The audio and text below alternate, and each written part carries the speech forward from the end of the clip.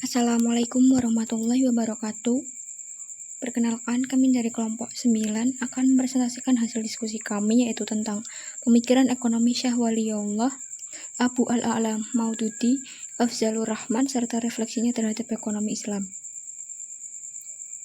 Nama anggota yang pertama, Tamimatul Isnaini dengan NIM 4120091, dan saya sendiri, Septiana Mufidah, dengan NIM 4120104. Yang pertama, Syah Waliullah. Biografi. Nama lengkapnya adalah Qut al-Din Ahmad bin Abd al-Rahim bin Wajih al-Din al-Syahid bin Muazzam bin Mansur bin Ahmad bin Mahmud bin Kiwam al-Din al-Dihlawi. Ia dilahirkan pada hari Rabu, tanggal 21 Februari 1703 Masehi atau 4 Syawal 1114 Hijriah di Pulat, sebuah kota kecil di dekat Delhi, dan wafat pada tahun 1762 Masehi atau 1176 Hijriah. Dia dijuluki Syah sahabat Allah karena kesalehan yang ia miliki. Dia memulai studinya di usia 5 tahun dan menyelesaikan bacaan dan hafalan dari Al-Quran pada usia 7. Dia adalah pengikut Ahlussunnah wal Jamaah dan penganut mazhab fikih Hanafi. Pemikiran ekonomi Syah Waliullah. Pemikiran ekonomi Syah Waliullah dapat ditemukan dalam karyanya yang terkenal berjudul Hujjatullah al-Balighah, di mana ia banyak menjelaskan rasionalitas dari aturan-aturan syariat bagi perilaku manusia dan pembangunan masyarakat. Menurutnya, manusia secara alamiah adalah makhluk sosial, sehingga harus melakukan kerjasama antara satu orang dengan orang lainnya, kerjasama usaha atau mudharabah atau musyarakah, kerjasama pengelolaan pertanian, dan lain-lain. Islam melarang kegiatan-kegiatan yang merusak semangat kerja sama ini, misalnya perjudian dan riba. Kedua kegiatan ini mendasarkan pada transaksi yang tidak adil, eksploitatif, mengandung ketidakpastian yang tinggi, dan beresiko tinggi. Syah Waliullah membahas perlunya pembagian dan spesialisasi kerja, kelemahan dari sistem barter, dan keuntungan dari penggunaan uang sebagai alat tukar dalam konteks evolusi masyarakat dari primitif ke negara maju. Menurutnya, kerjasama telah membentuk satu-satunya dasar hubungan ekonomi yang manusiawi dan islami. Transaksi yang melibatkan bunga memiliki pengaruh yang merusak. Praktek bunga menciptakan kecenderungan untuk menyembah uang. Hal ini menyebabkan masyarakat berlomba-lomba dalam memperoleh kemewahan dan kekayaan. Poin paling penting dari filsafat ekonominya adalah bahwa sosial ekonomi memiliki pengaruh yang mendalam terhadap moralitas sosial. Oleh karena itu, kejujuran moral diperlukan untuk membentuk tatanan ekonomi. Berdasarkan pengamatan Syah Waliullah terhadap perekonomian di Kekaisaran India, Waliullah mengemukakan kedua faktor utama yang menyebabkan penurunan pertumbuhan ekonomi. Dua faktor tersebut yaitu pertama, keuangan negara dibebani dengan berbagai pengeluaran yang tidak produktif.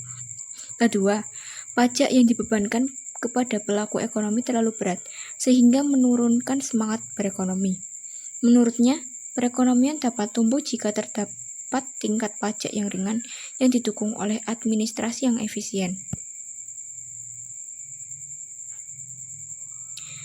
Yang kedua yaitu Abu A'la al-Maududi. Biografinya, Syahid Abul A'la Maududi merupakan cendekiawan muslim yang dilahirkan pada 3 Rajab 1321 Hijriah atau 25 September 1903 di Aurangabad, India. Cendekiawan ini merupakan putra dari Abu Hasan, seorang pengacara yang berketurunan dari Sufi besar Tarekat Kristiyah yang banyak berperan dalam penyebaran Islam di India. Tulisan Abu al-A'la al-Maududi banyak mencakup bidang politik, sosial, ekonomi, kebudayaan, dan agama. Salah satunya, ia pernah menulis buku perbandingan antara Islam, sosialisme, dan kapitalisme dalam bahasa Urdu. Kemudian diterjemahkan ke dalam bahasa Arab oleh Muhammad Hashim al-Haddad dengan judul Usus al-Iqtisad Bain al-Islam wa al-Nuzum al-Mu'asirah, atau dasar-dasar ekonomi antara Islam dan sistem-sistem ekonomi modern. Selanjutnya, secara khusus, ia juga menulis buku tentang riba dalam pandangan Islam dengan pendekatan ekonomi yang kuat secara teoritis. Pada tanggal 22 September 1979, beliau meninggal dunia di Buffalo, New York, dan dikuburkan di rumahnya di daerah Lehrah, Lahore. Konsep ekonomi Islam menurut Abu A'la al-Maududi. Abu al-Maududi menerangkan bahwa Islam memiliki sebuah sistem ekonomi, tetapi bukan berarti Islam menerangkan sebuah sistem yang permanen dan lengkap dengan detail-detailnya. Apa yang ditunjukkan oleh Islam adalah landasan-landasan dan peraturan-peraturan dasar untuk menyusun sebuah rancangan ekonomi yang sesuai dengan segala zaman berdasarkan Al-Quran dan hadis. Dalam segala aspek kehidupan, mulai dari urusan pribadi sampai budaya dan masalah sosial. Islam menentukan landasan yang sama untuk pedoman manusia dan mempergunakannya juga ke dalam sistem ekonomi. Jadi, di bidang ekonomi, Islam telah membuat beberapa peraturan dan menyusun sejumlah batasan berdasarkan Al-Quran dan Sunnah yang menjadi tolak ukur untuk menyimpulkan peraturan-peraturan baru yang berkaitan dengan kehidupan masyarakat di bidang ekonomi. Tujuan organisasi ekonomi dalam Islam. Yang pertama, kebebasan individu, yang tujuannya untuk memelihara kebebasan individu dan untuk membatasinya ke dalam tingkatan yang hanya sesuai dengan nilai-nilai kemanusiaan. Keselarasan dalam perkembangan moral dan materi. Pengembangan moral manusia adalah kepentingan dasar bagi Islam. Jadi, penting bagi individu dalam masyarakat untuk memiliki kesempatan mempraktekkan kebaikan secara sengaja.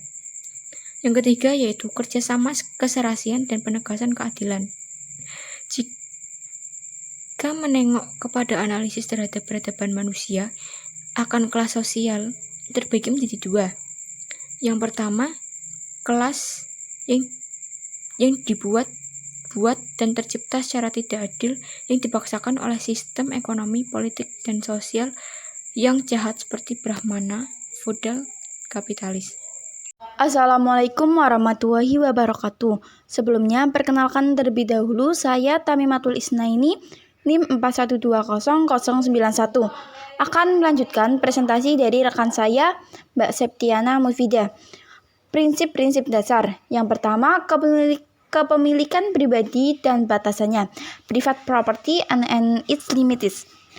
Islam mengakui hak seseorang untuk memiliki apa yang diperolehnya dengan jalan halal. Tetapi Islam tidak memberikan kebebasan yang mutlak untuk menggunakan kekayaan yang diperolehnya itu. Sebaliknya, Islam meletakkan batas-batas yang jelas dalam penggunaannya, yaitu menggunakan semua penghasilan kita untuk menutupi kebutuhan kita yang halal dan pantas. Apabila terdapat kelebihan, agar diserahkan kepada orang lain, sehingga dia dapat pula mencukupi kebutuhannya. Islam menilai sifat ini sebagai sifat yang paling mulia menurut ukuran moral dan mengemukakan dengan tegas sebagai suatu idealisasi dalam hidup. Yang kedua, hukum riba untuk menentang pertumbuhan kapitalis. Islam melarang dengan keras untuk meminjamkan uang dengan memungut bunga. Apabila uang kita dipinjamkan kepada seseorang, tidak menjadi soal apakah pinjaman itu untuk kepentingan pribadinya atau untuk keperluan usaha dagang. Kita hanya berhak atas pengembalian pokok yang dipinjam saja, tidak lebih 1% pun.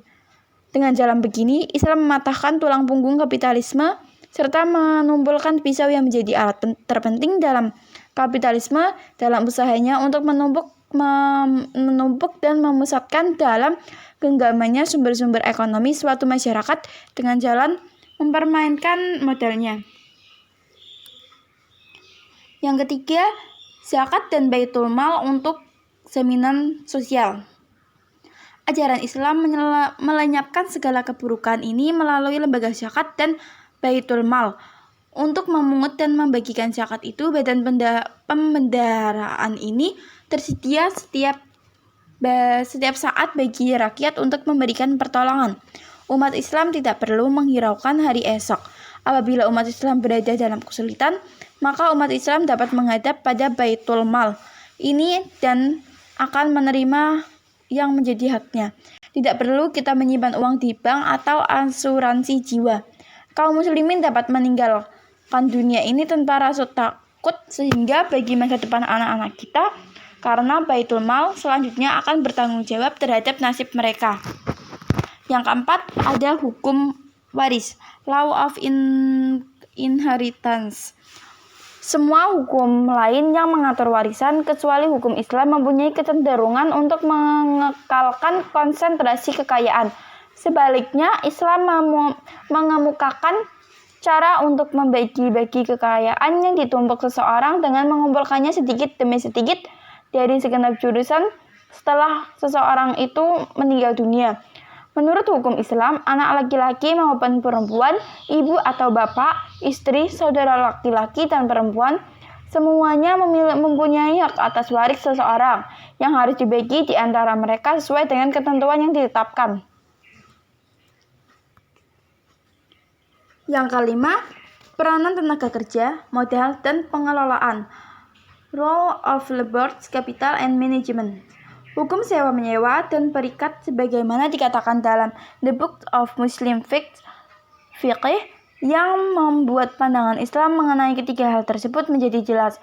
Sewa-menyewa menyatakan bahwa tanah dimiliki oleh seseorang dan dipekerjakan oleh orang lain di mana keduanya merupakan pemegang saham atas produksi dari tanah tersebut. Dengan kata lain, menyatakan bahwa seseorang yang memiliki modal dan pihak lain menggunakan modal tersebut dalam usaha bisnis akan berbagi dalam keuntungan. Tokoh yang ketiga ada Afzalur Rahman. Biografi beliau antara lain, Afzalur Rahman adalah seorang ilmuwan asal Pakistan yang lahir pada tahun 1915. Afzalur Rahman adalah seseorang cendekiawan muslim dan ahli ekonomi yang terkemuka di dunia. Beliau pernah menjabat sebagai Deputy Sekretaris General dari The Muslim School Trust, London. Karya dalam pemikiran ekonomi Islam yang terkenal adalah Doktrin Ekonomi Islam. Buku tersebut terdiri dari 4 jilid, menyajikan seluruh aspek sistem ekonomi Islam dalam bahasa yang sederhana dan jelas. Dalam bidang ekonomi, Afzalur Rahman menulis buku dengan judul Doktrin Ekonomi Islam sebanyak 4 jilid dan diterbitkan oleh Dana Bakti Wakaf Yogyakarta pada tahun 1995. Di antara buku-buku karangan Afzalur Rahman yang belum diterjemahkan ke dalam bahasa Indonesia yaitu Fight and Practice Liberty, Learnings in Islamic Political Philosophy, The Role of Muslim Women in Society, Islam Ideology and Way of Life, Subject Index of Holy Quran, Prayer, Its Significance and Benefits, dan Sufis Natural and Scope, serta sejumlah artikel yang dimuat di jurnal-jurnal internasional setelah malang melintang di Inggris dan beberapa negara Eropa lainnya. Pemikiran ekonomi Islam. Afzalur Rahman adalah seorang cendekiawan muslim dan ahli ekonomi terkemuka di dunia. Beliau pernah menjabat sebagai Deputy Sekretaris General dari The Muslim School Trust, London. Karya dalam pemikiran ekonomi Islam yang terkenal adalah Doktrin Ekonomi Islam. Buku tersebut terdiri dari 4 jilid, menyajikan seluruh aspek sistem ekonomi Islam dengan bahasa yang sederhana dan jelas. Untuk memperjelas konsep pemikiran ekonomi Islam Afzalur Rahman, maka dapat dijelaskan sebagai berikut. Yang pertama, ajaran moral.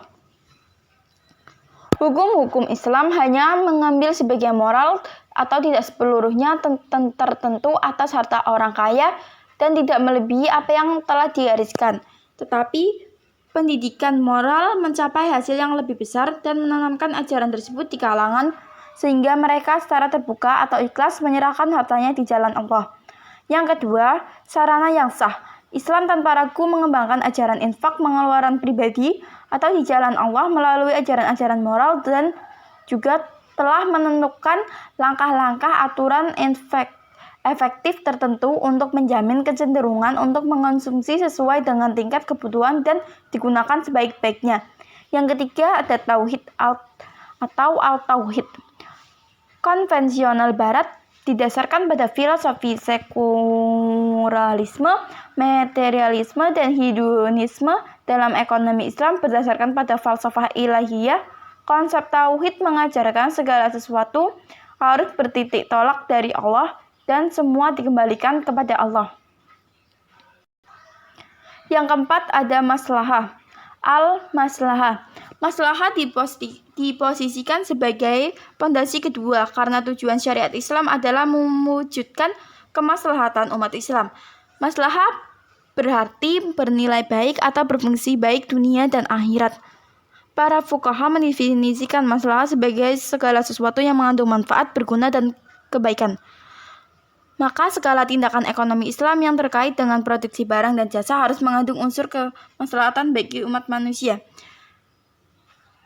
Yang kelima, keadilan. Al-adl. Tujuan mengempatkan kata al-adl ini sebagai bukti betapa Islam sangat mengedepankan keadilan dan memusuhi kezaliman di tengah-tengah kehidupan umat manusia. Seperti begitu kuatnya Islam untuk menciptakan rasa kesetiaan dalam bidang ekonomi. Yang keenam ada kepemimpinan, al-khilafah.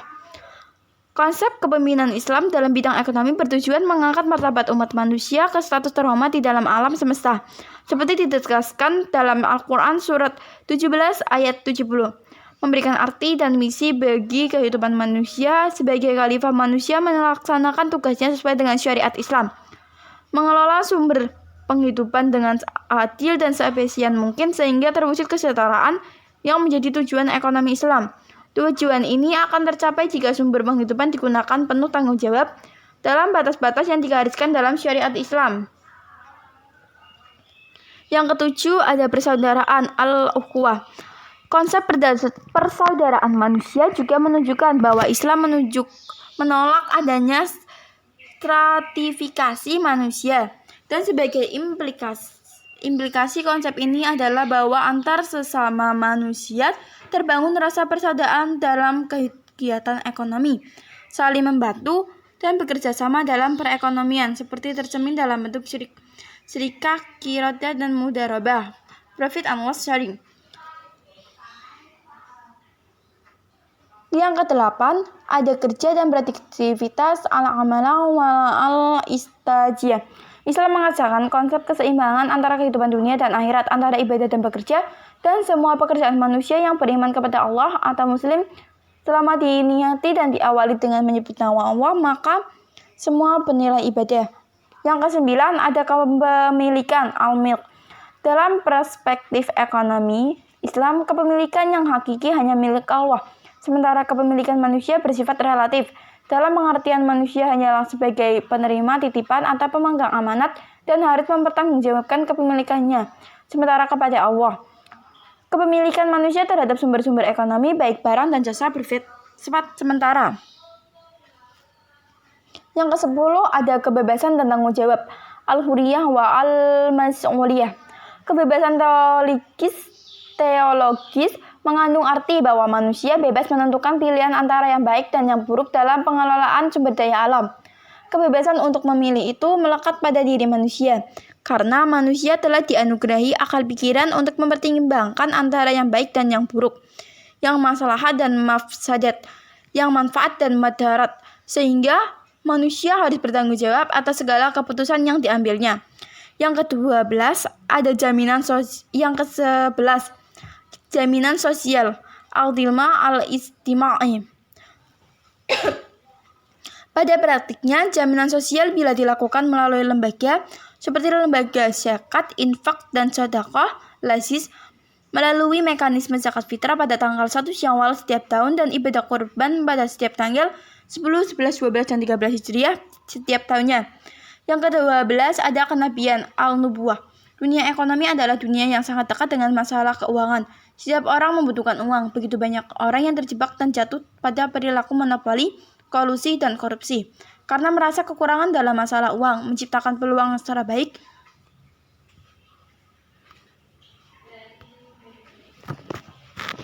dan benar sehingga dia mampu bersaing secara sehat dengan pebisnis lainnya.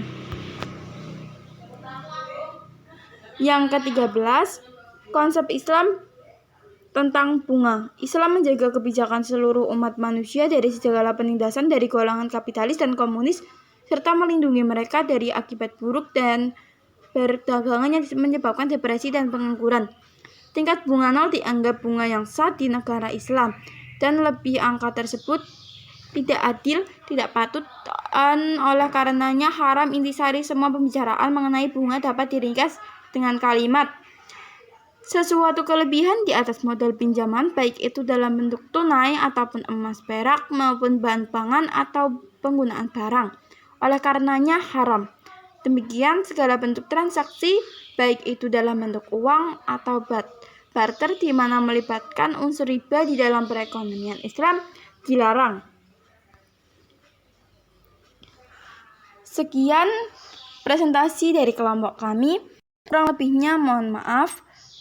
Untuk pertanyaan bisa kita lanjutkan di grup WhatsApp. Terima kasih. Wassalamualaikum warahmatullahi wabarakatuh.